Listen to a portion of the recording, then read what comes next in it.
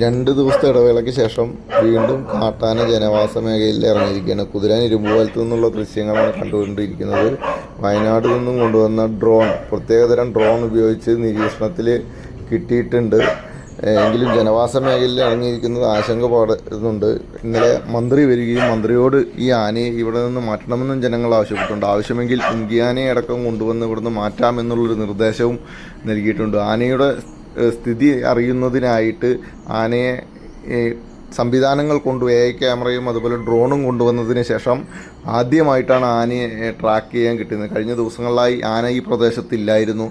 ഇന്നലെ വന്നിരിക്കുകയാണ്. ഇരുമ്പുപാലം പ്രദേശത്ത് കറങ്ങുന്ന കാഴ്ചകളാണ് നമ്മൾ കണ്ടുകൊണ്ടിരിക്കുന്നത്. അതുപോലെ തന്നെ ഡ്രോൺ ഉപയോഗിച്ച് ഡിറ്റക്റ്റ് ചെയ്യുന്നത് നമ്മൾ നേരത്തെ സൂചിപ്പിച്ചിരുന്ന തെർമൽ ക്യാമറയാണ് ഇതിൽ ഉപയോഗിച്ചിരിക്കുന്നത്. അപ്പോൾ ആകാശത്ത് നിന്ന് നോക്കുമ്പോൾ ഹീറ്റായ ഭാഗങ്ങൾ വൈറ്റായിട്ട് കാണും.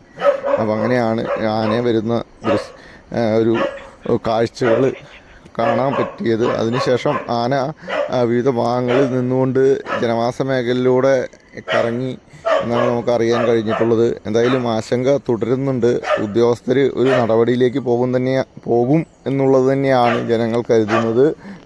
പുതിയ അപ്ഡേറ്റുകളുമായിട്ട് നമുക്ക് വരാം. ഇതിപ്പോൾ ഇന്നലെ വൈകുന്നേരം ആന ഇറങ്ങിയൊരു കാഴ്ചകളാണ് നമ്മൾ കണ്ടുകൊണ്ടിരിക്കുന്നത്.